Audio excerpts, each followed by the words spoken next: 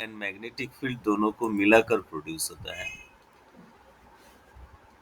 Electromagnetic wave ऐसे related एक chapter भी है, वहाँ पे डिस्कशन भी है। इस इलेक्ट्रिक और मैग्नेटिक फील्ड जो भी है वो एक के साथ एक परपेंडिकुलर पोजीशन में रहता है। They are mutually perpendicular. For example, electric field का वेरिएशन इस तरह अलोंग जेड एक्सिस होगा, तो मैग्नेटिक फील्ड जो है उसका वेरिएशन होगा उसका परपेंडिकुलर प्लेन में, for example along x axis. ऐसे वेरिएशन होता है मैग्नेटिक फील्ड का। E and B, electric field and magnetic field, they are always perpendicular to each other. यहाँ पे जो दो फील्ड है, इलेक्ट्रिक फील्ड मैग्नेटिक फील्ड, जो मिलाकर transverse electromagnetic wave mean light wave produce करता है, उसमें से इलेक्ट्रिक फील्ड जो है उसका नाम है light vector.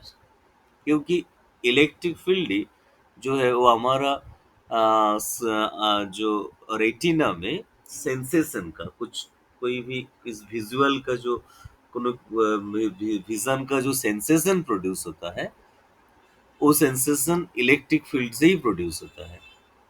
That's why electric field is called light vector. But in general situation, these all light vector from a source are randomly oriented, or randomly the electric field is vibrating in different direction.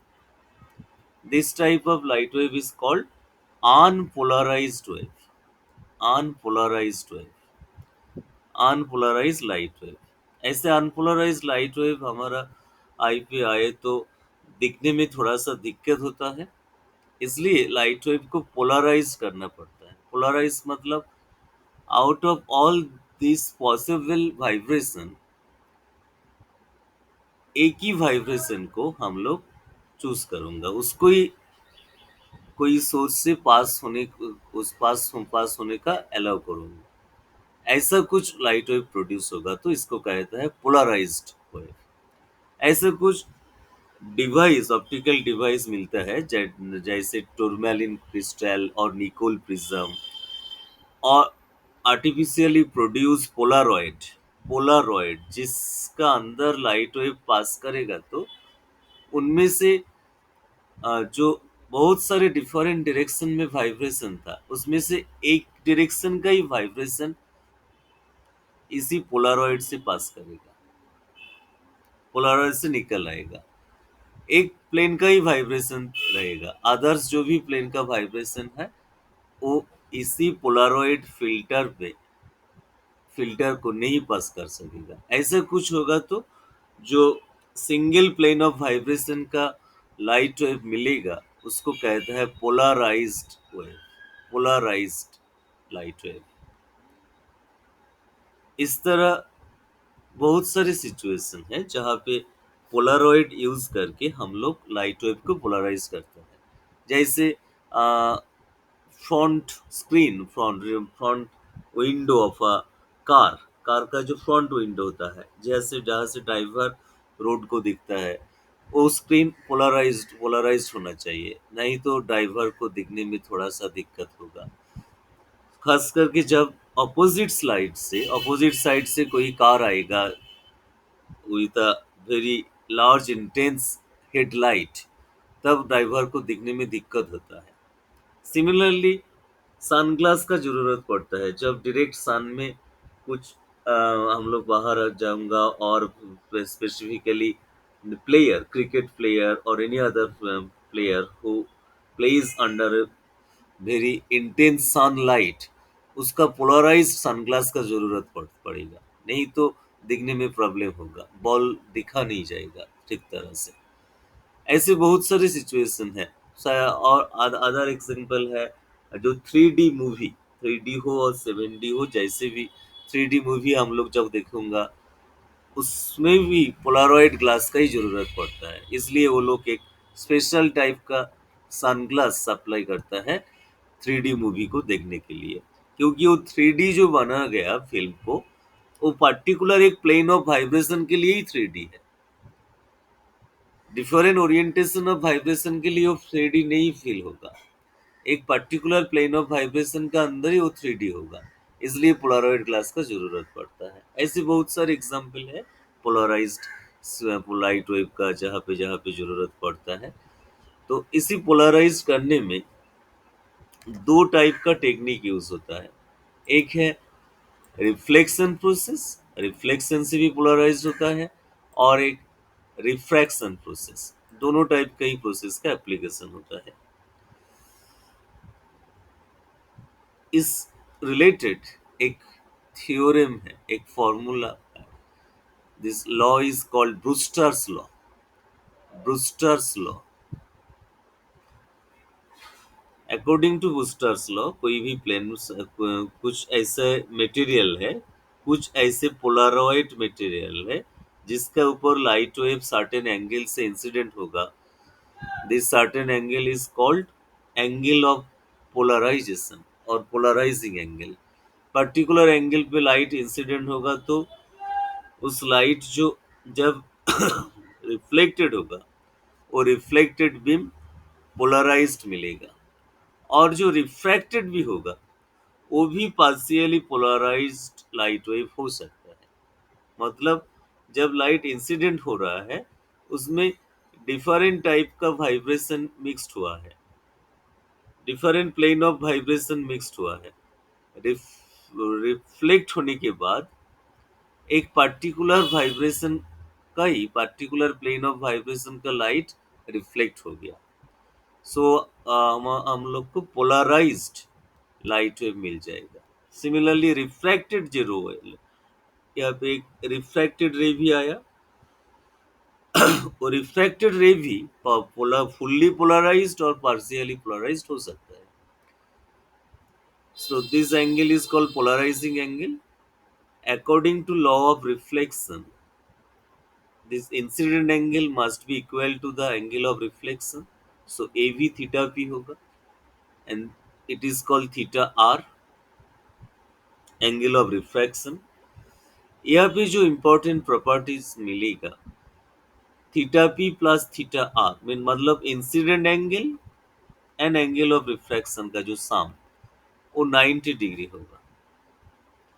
इन दोनों का सम 90 degree होगा, और incident और reflected ray के बीच जो angle आएगा यहाँ पे, इंसिडेंट रिफ्लेक्टेड और रिफ्रैक्टेड रे के बीच, ये वाला रिफ्लेक्टेड रे है, ये रिफ्रैक्टेड है, उसके बीच जो एंगल आएगा वो भी 90 डिग्री होगा। That is called Brewster's law. यहाँ से हम लोग जो रिलेशन यहाँ पे आएगा डिराइव कर सकते हो, वो है tangent of polarising angle is equals to refractive index of that medium. Polarizing angle का टेन का जो वैल्यू वो मीडियम का रिफ्रैक्टिव एंगल्स रिफ्रैक्टिव इंडेक्स से इक्वल होगा। टेंजेंट ऑफ थीटा भी इज इक्वल्स टू म्यू। ये वाला एक इम्पॉर्टेंट फॉर्मूला है, इससे भी रिलेटेड कुछ प्रॉब्लम है। और एक इम्पॉर्टेंट फॉर्मूला है, that is called Malus law. Mallows law, कोई भी अनपोलराइज्ड लाइट पोलारॉइड के अंदर घुसेगा तो पोलारॉइड्स के अंदर आएगा कोई अनपोलराइज्ड लाइट। पहले अनपोलराइज्ड है, उसका इंटेंसिटी आई जीरो है, अनपोलराइज्ड का intensity I zero. First polaroid से जब पोलराइज्ड होगा, according to law of average intensity मिलेगा I zero by two. Half of the intensity of the light decrease हो जाएगा, एक हाफ पोलराइज्ड होने के बाद बाहर आएगा और हाफ यहाँ पे रेस्ट्रिक्ट हो जाएगा। That is called law of average. Unpolarize से फर्स्ट पोलराइज्ड होगा तो उसका इंटेंसिटी हाफ हो जाएगा, उसके बाद और कोई पोलराइज्ड पोलराइड यूज होगा तो जो इंटेंसिटी आएगा, जो इंटेंसिटी बाहर आएगा, पहले जो इंटेंसिटी यहाँ पे आया सेकेंड पोलराइड में, उसी इंटेंसिटी का कॉस स्क्वायर थीटा कंपोनेंट बाहर आएगा। कॉस स्क्वायर थीटा, कोई भी इंसिडेंट इन जो इंटेंसिटी पोलरॉइड में इंसिडेंट हो रहा है, उसका कॉस स्क्वायर थीटा कंपोनेंट बाहर आएगा। This is called Malus law of polarization intensity. यही दो फॉर्मूला है बेसिकली इंपॉर्टेंट फॉर्मूला। इससे रिलेटेड प्रॉब्लम यहाँ पे इंक्लूड है, इससे रिलेटेड प्रॉब्लम इंक्लूडेड है। फर्स्ट प्रॉब्लम, ये फर्स्ट प्रॉब्लम पोलराइज से नहीं है, वो बेसिकली इंटरफेरेंस से है। वो प्रीवियस क्लास में वो रह गया था। एक वेव का two intensifying wave intensity L होगा तो इंटरफेयर करने के बाद उसका इंटेंसिटी क्या होगा, इसका तो फॉर्मूला हम लोग पहले ही ड्राइव किया था। अगर दो आई इंटेंसिटी का वेव इंटरफेयर करेगा तो आई जीरो इंटेंसिटी का वेव इंटरफेयर करेगा तो यहाँ पे जो ब्राइट बैंड मिलेगा वहाँ पे 4 I0 इंटेंसिटी होता है। आई जीरो को इंटरफेयर करने के बाद इंटेंसिटी 4 I0 मिलता है। तो उस तरह ही यहाँ पे एल इंटेंसिटी इंटरफेयर करेगा तो मैक्सिमम जो मिलेगा, मैक्सिमम लाउडनेस, वो 4L होगा, 4L। नेक्स्ट प्रॉब्लम पोलराइजेशन से। Polarizing angle between reflected and refracted rays is 90 degree. अभी अभी हम लोग सुना है polarizing polarizing angle between reflected and refracted rays, angle between reflected and reflected rays is 90 degree.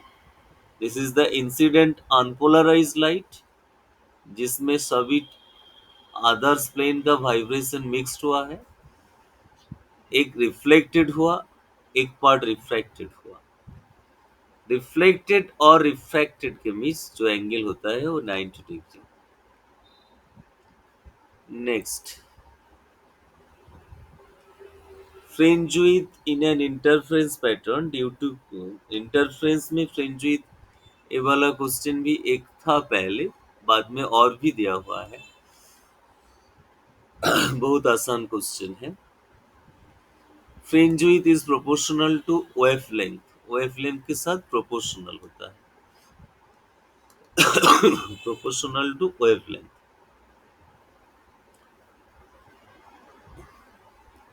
A laser produces, a laser produces coherent beam of light। Laser से coherent beam मिलता है। High frequency light होता है इसलिए coherent हो जाता है। Next, a beam of light pass through two parallel placed tourmaline plates। टूरमैलिन भी एक क्रिस्टल होता है जो पोलराइजर का काम करता है। Now the one of the plate is rotated, brightness is changes। Tourmaline crystal है तो उसमें पोलराइजेशन से ही कुछ ना कुछ फेनोमेना यहाँ पे हो रहा है, उसमें कोई अदर्स कोई ऑप्शन आने का चांसेस ही नहीं है। टूरमैलिन क्रिस्टल और एनी अदर पोलरॉइड क्रिस्टल लिखा जाए तो उसका रिलेटेड डायरेक्ट आंसर होगा polarization. Next, an unpolarized beam of intensity I0 incident on a pair of nickel prism। दो निकल प्रिज्म यहाँ पे रखा गया पोलराइजर के हिसाब से, वो पोलराइजर का काम करेगा। एक पोलरॉइड निकोल प्रिज्म का और भी एक पोलरॉइड निकोल प्रिज्म का। पहले अनपोलराइज लाइट इंसिडेंट होगा तो अभी अभी मैंने बोला इंटेंसिटी हाफ हो जाएगा, जो इंटेंसिटी बाहर आएगा वो हाफ होगा। इसके बाद सेकेंड और एक पोलराइजर है, वहां पे जो एंगल है 60 डिग्री एंगल, P1 और P2 के बीच दो पोलरॉइड के बीच जो एंगल है वो 60 डिग्री। तो इंटेंसिटी क्या बाहर आएगा, अभी अभी फॉर्मूला लिखा है, जो इंटेंसिटी यहाँ पे इंसिडेंट हुआ उसका कॉस स्क्वायर कंपोनेंट बाहर आएगा, कॉस स्क्वायर 60 डिग्री। तो इसको कैलकुलेट करो, कॉस 60 का वैल्यू हाफ होता है, उसका स्क्वायर करो। स्क्वायर करके कैलकुलेट करो, बोलो कौन सी आंसर आ रहा है, कौन सी आंसर होगा बोलो।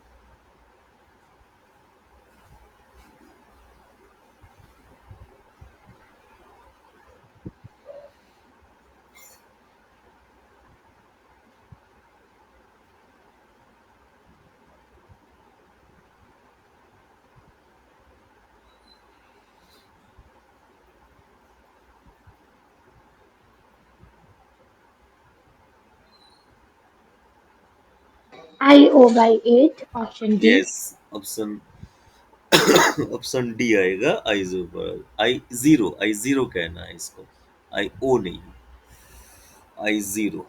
Okay, next question. Next question, इसका डायरेक्ट आंसर बोलो।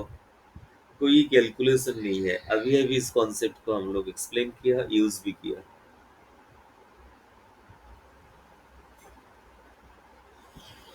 अनपोलराइज्ड लाइट इंसिडेंट होगा। Option B. Yes, I zero by to बाहर आएगा। Next question. An unpolarized light wave is traveling along positive x-axis.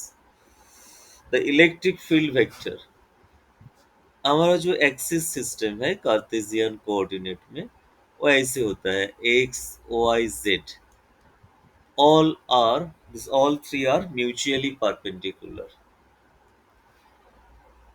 Wave का propagation X axis direction में हो रहा है, इसका मतलब इलेक्ट्रिक फील्ड वाई और जेड कोई भी परपेंडिकुलर एक्सिस की तरफ हो सकता है, आइदर वाई और जेड कोई भी हो सकता है, इसलिए ऑप्शन डी आंसर होगा।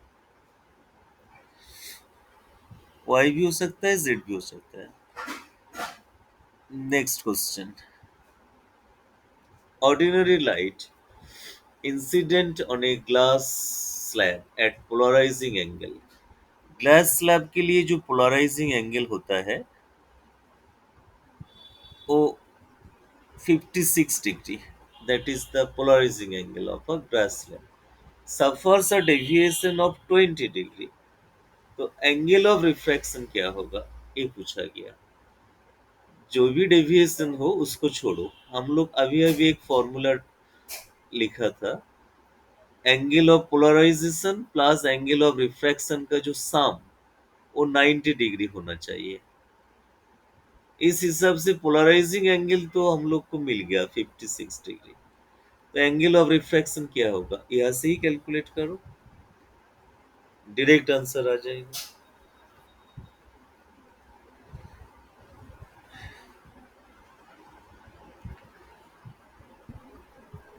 बोलो कौन सी आंसर आ जाए।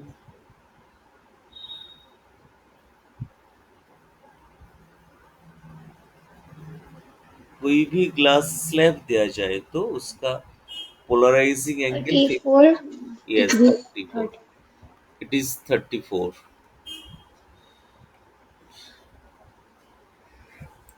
नेक्स्ट क्वेश्चन, यहाँ पे इंटेंसिटी नहीं देकर वो एम्पलीट्यूड से रिलेटेड क्वेश्चन दे दिया। जनरली इंटेंसिटी का क्वेश्चन हम लोग अभी अभी सॉल्व किया इसी टाइप का ही, यहाँ पे इंटेंसिटी को छोड़ के वो एम्पलीट्यूड का क्वेश्चन दिया हुआ है। तो इंटेंसिटी के साथ एम्पलीट्यूड का एक रिलेशन है, ए वाला, intensity is proportional to amplitude square, इसको ही यूज होगा यहाँ पे। Amplitude A incident on a polarizer, then the amplitude polarized light emerging from the, कोई भी पोलराइजर के अंदर आई इंटेंसिटी आएगा तो अनपोलराइज्ड आई इंटेंसिटी आएगा तो पोलराइज्ड होने के बाद आई बाई टू हो जाएगा। ऐसे ही हम लोग किया अभी अभी, तो इंटेंसिटी हाफ हो जाता है, तो एम्पलीट्यूड क्या होगा, यही हमारा क्वेश्चन है। तो एम्पलीट्यूड इस हिसाब से ए बाई रूट टू होगा, क्योंकि इंटेंसिटी एम्पलीट्यूड का स्क्वायर के साथ प्रोपोर्शनल है। तो इसी इंटेंसिटी को एम्पलीट्यूड से लिखो, ए स्क्वायर इंसिडेंट हुआ, बाहर क्या आएगा, बाहर आएगा स्क्वायर बाई I/2 बाहर आएगा, मतलब I/2 मतलब ए एम्पलीट्यूड ए इंसिडेंट होगा तो A/2 बाहर आएगा, तो उसका स्क्वायर ए स्क्वायर इंसिडेंट होगा तो स्क्वायर/2 बाहर आएगा, उसका स्क्वायर रूट लिखना है। तो A/√2 इसका रूट किया जाए तो इसका रूट किया जाए तो A/√2 बाहर आएगा। A/√2। नेक्स्ट,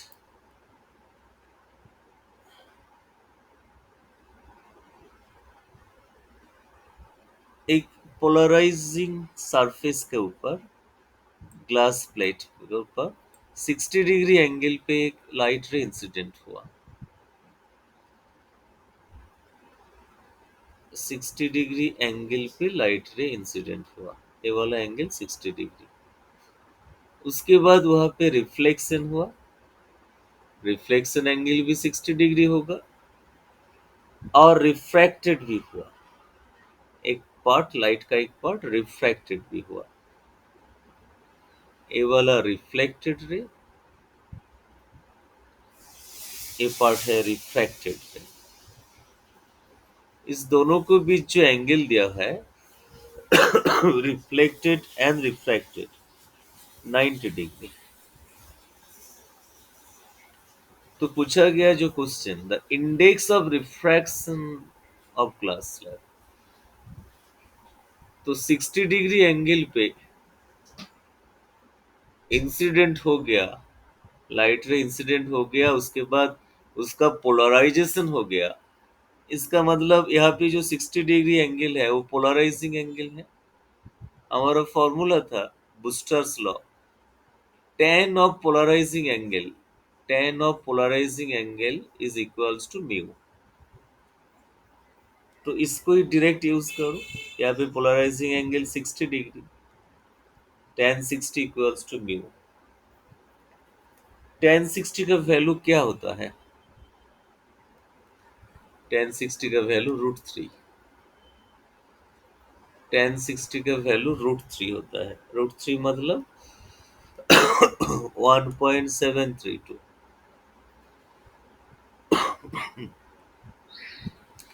1.732 आंसर हो गया। Next question, two Nichols are oriented with their principal planes, making an angle of 60 degree। दो निकोल पोलराइजिंग डिवाइस के बीच 60 डिग्री एंगल है। Then the percentage of incident unpolarized light which pass through them। तो first एक है, उसके साथ और एक है 60 डिग्री एंगल पे, एक अनपोलराइज्ड लाइट इंसिडेंट हुआ। पहले वाला पोलराइट में पोलराइज्ड होगा तो I0/2 बाहर आएगा। इसके बाद सेकेंड प्रिज्म के अंदर आ गया, वहां से कितना बाहर आएगा? वहां से बाहर आएगा I0/2 cos स्क्वायर 60। इसको कैलकुलेट करो, cos स्क्वायर 60 का वैल्यू रिप्लेस करो और कैलकुलेट करो।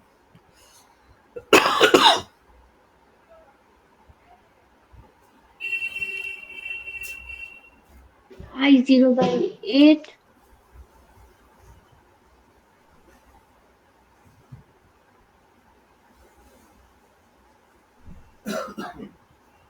हाँ, कितना आया? I0/8। I0/8 को यहाँ पे परसेंटेज में कन्वर्ट किया। I0/8, वो पहले जो I0 था उसका कितना परसेंटेज होगा? परसेंटेज करने के लिए हमारा जो टेक्निक है उसको 100 के साथ मल्टीप्लाई करना पड़ेगा, तभी परसेंटेज मिलेगा। 100/8 कैलकुलेट करो। 100/8 क्या आएगा देखो,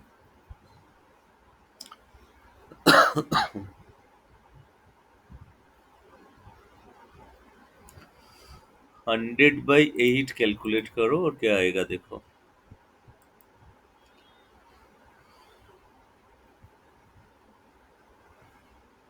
12.5. यस 12.5। तो 100 I0/8 मतलब 12.5% बाहर आएगा।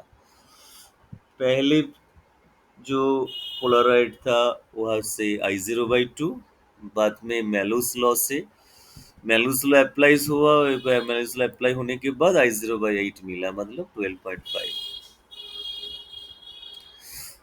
एक डायरेक्ट फॉर्मूला यहाँ पे दिया गया, पोलराइजेशन का ही रिलेटेड फॉर्मूला है, इसको हम लोग आसानी से डिराइव भी कर सकते हो। तो एक लाइट रे इंसिडेंट हुआ, पोलराइजेशन एंगल से इंसिडेंट हुआ। यहाँ पे जिस एंगल पे इंसिडेंट हुआ वो है पोलराइजेशन एंगल आई। रिफ्लेक्टेड रे ये वाला, और एक रिफ्रैक्टेड रे भी मिला। रिफ्लेक्टेड और रिफ्रैक्टेड के बीच 90 डिग्री एंगल है। This angle is called angle of refraction R, and this angle, sorry R dash लिखा हुआ है, आर डैश, यहाँ पे आर डैश, और angle of reflection is R लिखा हुआ है। इस हिसाब से पहले हम लोग लिखा था इसी R plus are dash 90 degree होगा, क्योंकि यहाँ पे जो टोटल एंगल मिला देखो, टोटल जो एंगल यहाँ पे मिला ये वाला 180 डिग्री होता है स्ट्रेट एंगल। तो स्ट्रेट एंगल मतलब R plus 90 degree plus are dash is 180 degree. तो यहाँ से ही मिल जाएगा, आर प्लस आर डैश होगा 180 माइनस 90 मतलब 90। तो आर प्लस आर डैश मिल गया 90 डिग्री। हम लोग को पूछा गया क्रिटिकल एंगल क्या होगा। क्रिटिकल एंगल बाद में आएगा, पहले रिफ्रैक्टिव एंगल, रिफ्रैक्टिव इंडेक्स को देखता हूँ। इसका फॉर्मूला है sine I by sine are.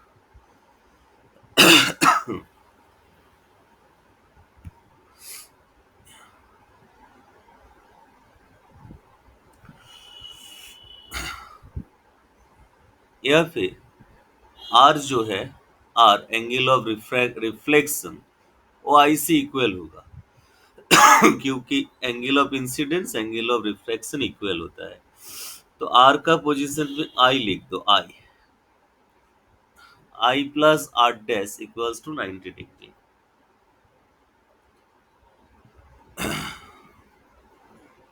I plus are dash is 90 degree.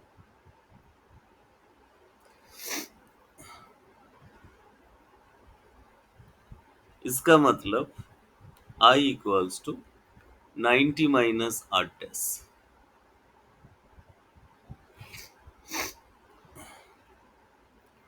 Sign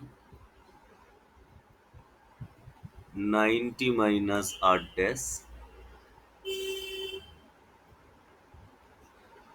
by sine r, ऐसे लिखा जाएगा म्यू को। So mu equals to sine 90 minus r dash mean cos r dash हो जाएगा। यहाँ पे आर जो है आर डैश है, एंगल ऑफ रिफ्रैक्शन।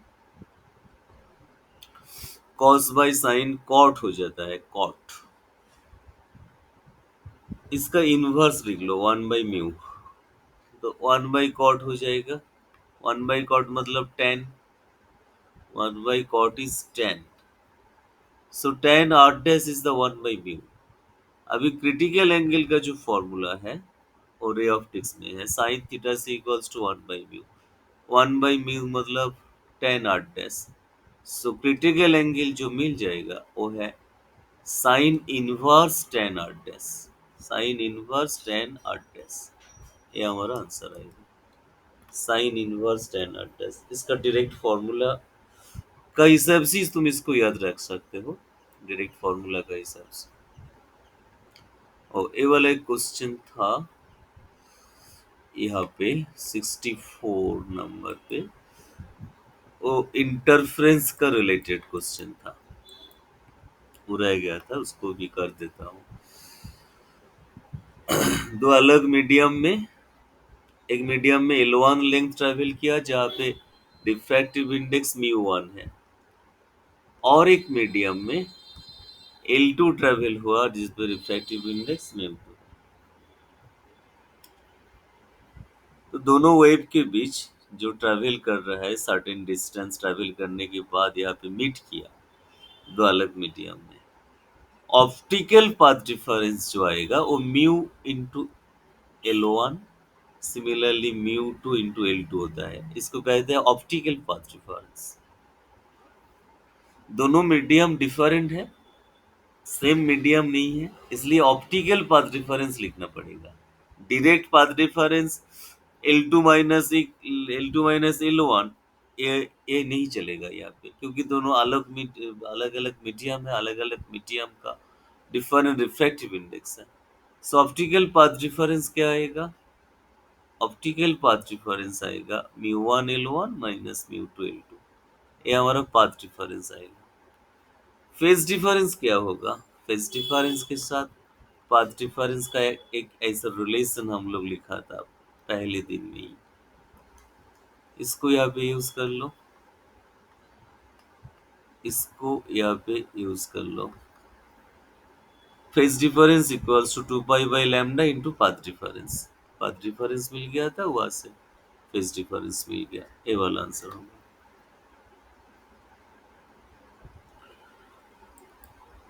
एक क्वेश्चन पोलराइजेशन के related, sound quality of a portable radio is improved by adjusting the orientation of the aerial। Aerial को डिफरेंट डिफरेंट डायरेक्शन में घुमा के पोर्टेबल रेडियो का साउंड क्वालिटी इंप्रूव होता है। क्यों ना? ये वाला जो सिस्टम है वहाँ पे पोलराइज्ड वेव का ही यूज होता है। तो radio waves from the transmitter are polarised, particular direction के हिसाब से वो पोलराइज्ड है। सो उस डायरेक्शन के हिसाब से रेडियो का रेडियो का जो एरियल है उसका यूज होगा तो बेटर साउंड क्वालिटी मिलेगा। So answer is transmitter is polarised. तो पोलराइजेशन का जो बहुत सारे क्वेश्चंस था और अदर्स जो वेब ऑप्टिक्स का वो क्वेश्चन हो गया, और कोई क्वेश्चन यहाँ पे नहीं है। जो भी है वो सिमिलर क्वेश्चन और एग्जैक्टली सेम क्वेश्चन ही है, ऐसे ही क्वेश्चन है वहाँ पे, नया कोई क्वेश्चन यहाँ पे और नहीं है। अभी मैं तुमको कुछ क्वेश्चन पूछता हूँ, देखो उसका आंसर कर सकोगे और नहीं। सभी इसी कॉन्सेप्ट का रिलेटेड ही है।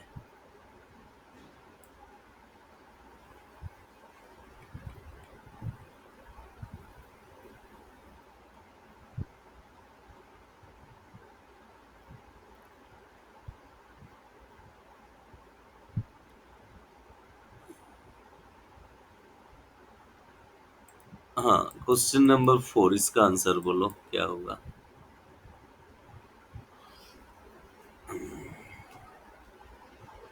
Question number 4।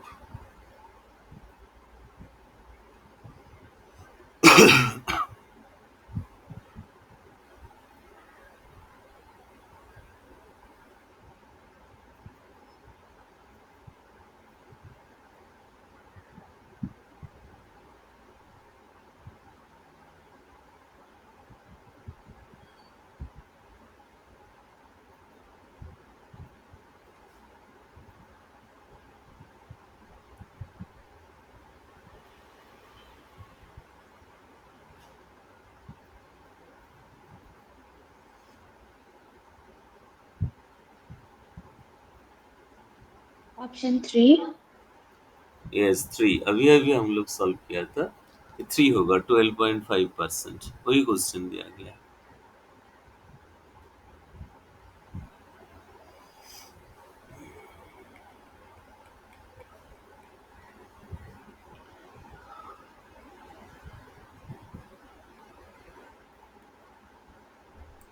Question number 2.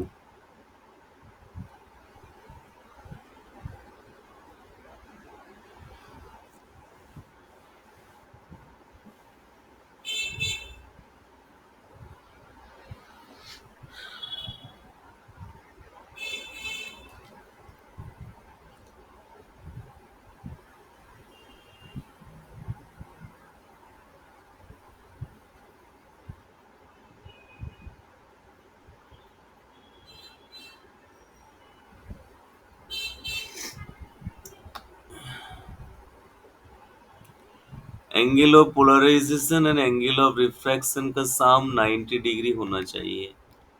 यही हम लोग अभी अभी लर्न किया था, उसका ही यूज करो यहाँ पे।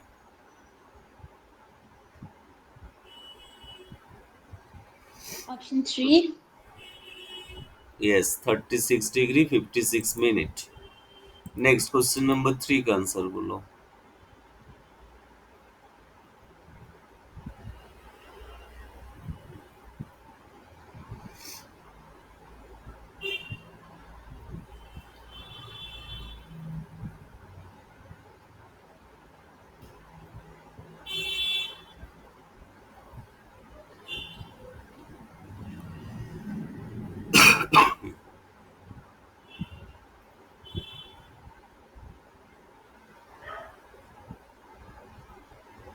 Option 1.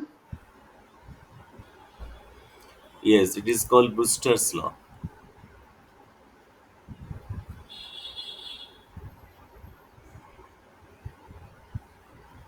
Next question number 5।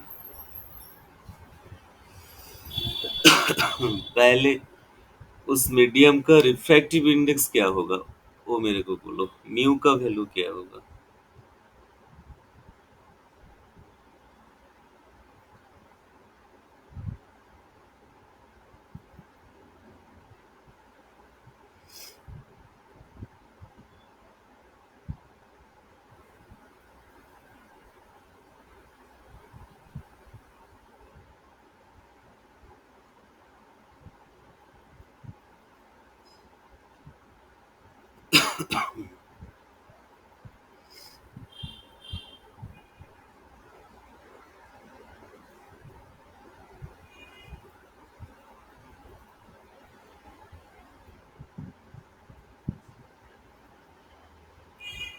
हमारे पास बूस्टर्स लॉ है ना, mu equals to tan of polarising angle. वहां से ही तुमको म्यू मिल जाएगा। tan 60 का वैल्यू क्या होता है? √3। तो पूछा गया वेलोसिटी और in that media, mu equals to c/v, ऐसा एक फॉर्मूला था रे ऑप्टिक्स में। सो v क्या होगा? c/म्यू। c is the speed of light in free space, c/म्यू। c/म्यू कर दो, म्यू का वैल्यू √3 मिल गया था। यहाँ से ही आंसर हो जाएगा। कौन सी आंसर आएगा बोलो?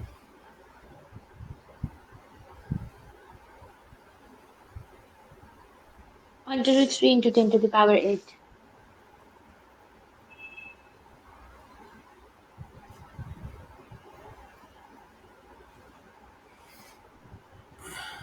Option 3. Yes, option C. Okay, बहुत सारे क्वेश्चन हुआ। अभी यंग्स एक्सपेरिमेंट का क्वेश्चन देखना है।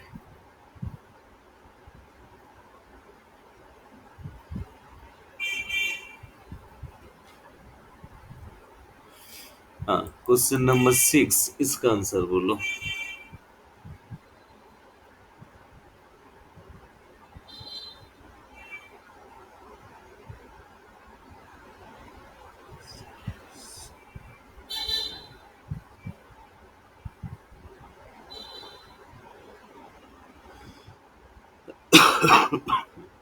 Green fringe. light. हाँ, फ्रिंज विड्थ का ऐसा फॉर्मूला है, लैम्डा डी बाई डी। जिस कलर का वेवलेंथ ज्यादा होगा उसका विड्थ मैक्सिमम होगा, जिस कलर का वेवलेंथ मिनिमम लैम्डा मिनिमम होगा तो उसका फ्रिंज विड्थ भी मिनिमम होगा। कौन सी कलर का वेवलेंथ सबसे मिनिमम है?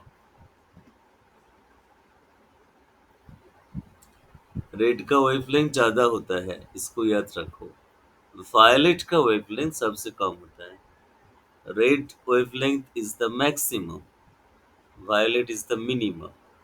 तो वायलेट का इस्तेमाल होगा तो फ्रिंज विड्थ मिनिमम होगा।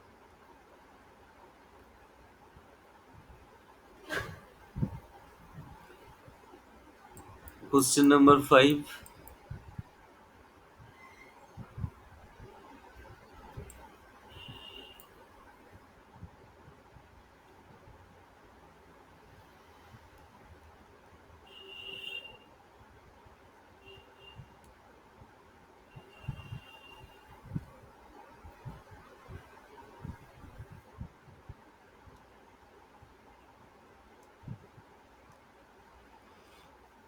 Central band always bright fringe, इसको याद रखना है। Central fringe is always bright one. It is always a bright fringe.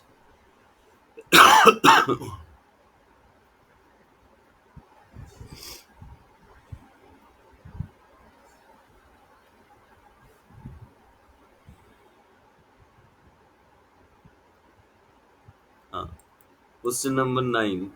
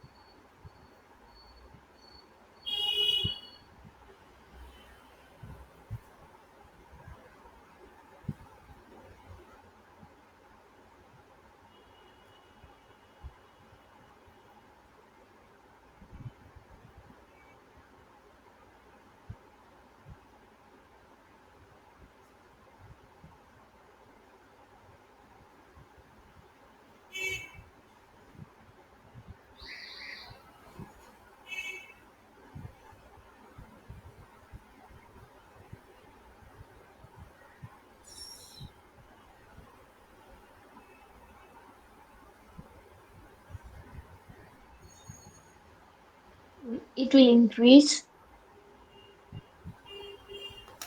It will Increase. increase। Increase क्योंकि रेड लाइट का वेवलेंथ ज्यादा होता है। लैम्डा इंक्रीज होगा, लैम्डा ज्यादा होगा तो फ्रिंज विड्थ भी ज्यादा होगा। It will increase.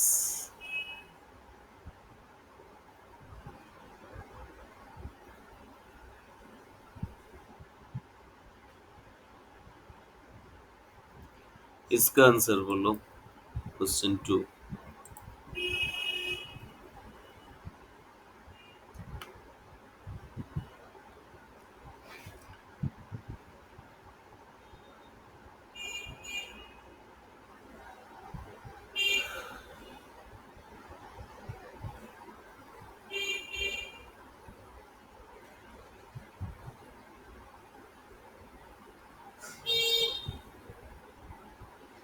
Fringe width से ही आंसर होगा। फ्रिंज विड्थ का जो फॉर्मूला उसको ही यूज करो। Beta equals to lambda D by T. यहाँ पे जो स्मॉल डी है वो है स्लिट सेपरेशन। तो स्लिट सेपरेशन 3 टाइम्स इंक्रीज होगा तो बीटा क्या होगा? स्मॉल डी जो है वो है slit separation. Small D 3 times increase होगा तो बीटा का वैल्यू क्या होगा? फ्रिंज विड्थ का वैल्यू।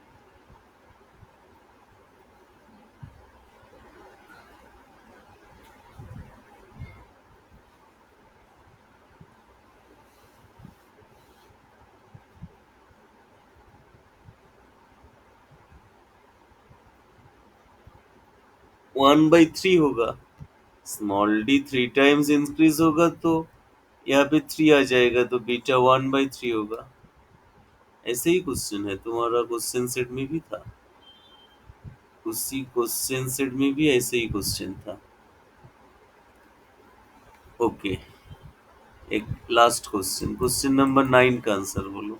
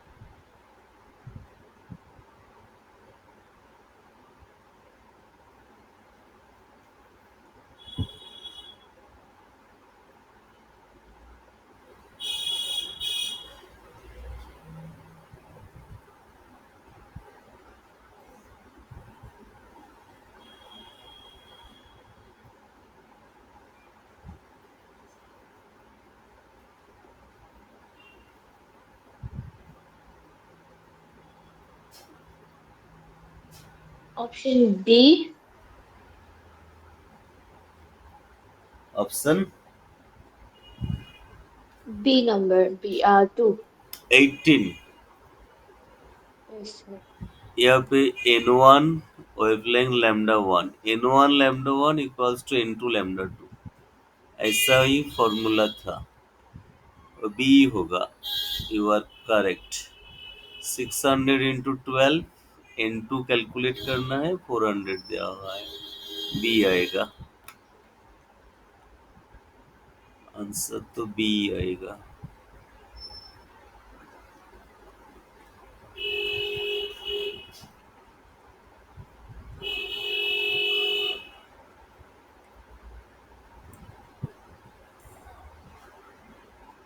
कुछ डिफ्रैक्शन भी क्वेश्चन है, डिफ्रैक्शन का क्वेश्चन ज़्यादा एग्जाम में नहीं आता है।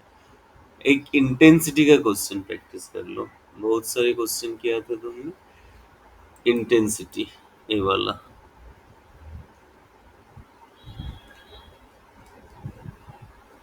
I1 by I2 is given 9 by 1.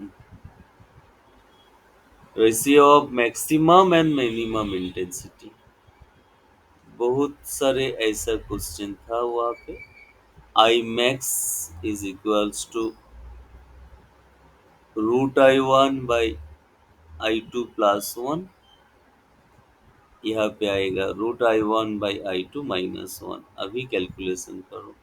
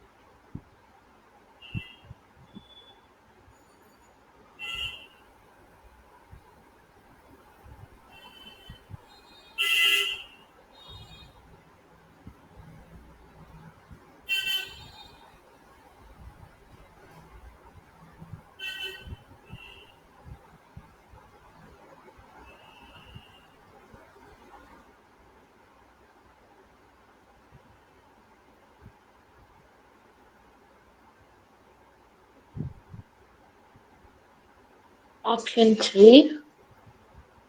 Yes, it is 4:1। Very good. Okay, next class में हम लोग इलेक्ट्रोस्टैटिक्स का जो पार्ट है उसका डिस्कशन स्टार्ट करूंगा, तुम क्वेश्चन भेज देना।